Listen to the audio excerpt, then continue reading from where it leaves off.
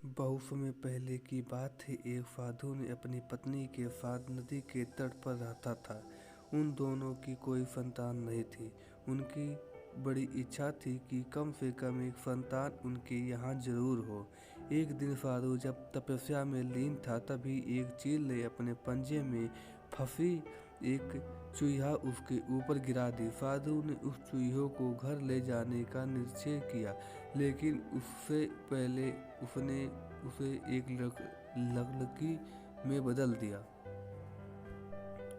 उस लड़की को देखकर साधु की पत्नी ने पूछा, कौन है या इसे कहाँ से लाए हो? तो साधु ने पत्नी को पूरा बात बताते हुए उसकी पत्नी बहुत प्रसन्न हुई और वह बोली, तुम उसे जीवन दिए हैं, इसीलिए तुम्हें उसके पिता हो। इसी तरह मैं भी उसकी माँ हूँ। हमारे यहाँ कोई संतान नहीं था, इसीलिए भगवान ने इसे हमारे पास भेजा है। जल्द ही वह बच्चे एक सुंदर युवक बन गई। जब वह 16 साल की हुई तो साधु और उसकी पत्नी ने उसका विवाह करने का निश्चय किया।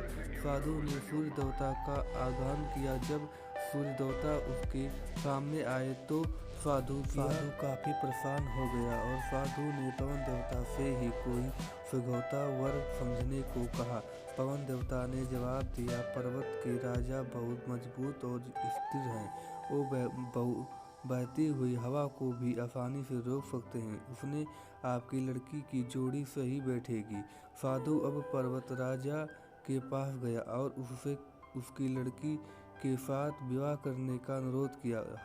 हालांकि इस बार भी लड़की ने विवाह करने से इनकार कर दिया और कहा, मैं ऐसे किसी व्यक्ति से विवाह नहीं कर सकती जो इतना कठोर और ठंडा हो।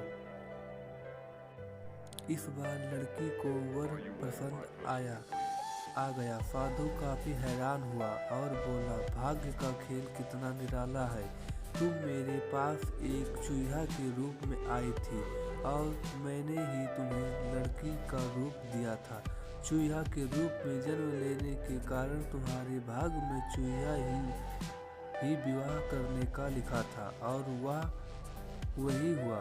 भाग्य में जो लिखा था वही हुआ। साधु ने फिर से प्रार्थना शुरू कर दी और लड़की को बुरा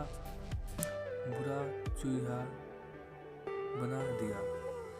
इस कहानी को सुनने के लिए और पाने के लिए सब्सक्राइब करें और लाइक करना ना भूलें।